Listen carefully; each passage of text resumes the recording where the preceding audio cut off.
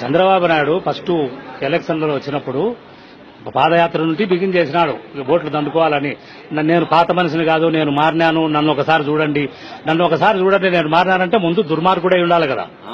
ఆ మాటలన్నీ చెప్పుకుంటూ ఇంకా పోయిన సాటల్లా చూసిన వాళ్ళందరికీ రకరకాల వాగ్దానాలు, బేసరతుగా రుణమాఫీ, డ్వాక్రా మహిళలకు మొత్తం మాఫీ, మీ బంగారు ఉంటే ఇడిపిస్తాము, నిరుద్యోగులకు ఇంటికి ఒక ఉద్యోగం లేదంటే 2,000 రూపాయలు అమౌంట్ ఇస్తాము అని కాదు కదా. ఎన్నో ఈ మెయిన్ 3 ప్రాబ్లంలే, 3 సమస్యలతోనే అతను అధికారంలోకి వచ్చినాడు.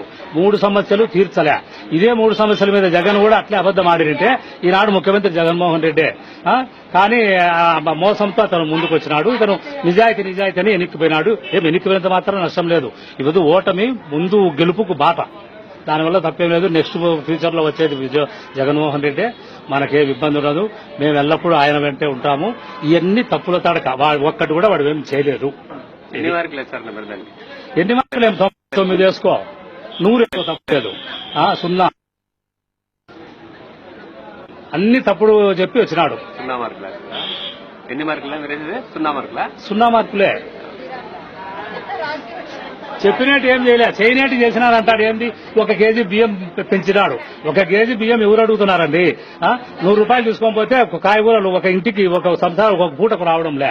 నువ్వేం చేసినట్లు? నువ్వు 1 కేజీ బియ్యం పెంచినానంటావు, ఏదో బ్రాహ్మణ ఏదో కార్పొరేషన్ పెట్టానంటావు. ఎంతవరకు వీళ్ళకు ముందు కాపులకు నువ్వు ఎంతవరకు తీర్చినావు? బాబనోళ్ళ దట్ట పెట్టు లాస్ట్ పాపం. ఇవన్నీ ఏమీ లేదు, అన్ని ఒట్టి మాటలు. రేపు కూడా మళ్ళా వాని కొడుకును ముఖ్యమంత్రి చేసుకునే దానికి ఎన్నో గిమ్మిక్కులు కూడా చేస్తాడు. మాలాంటి వాళ్ళు మేము నమ్మము.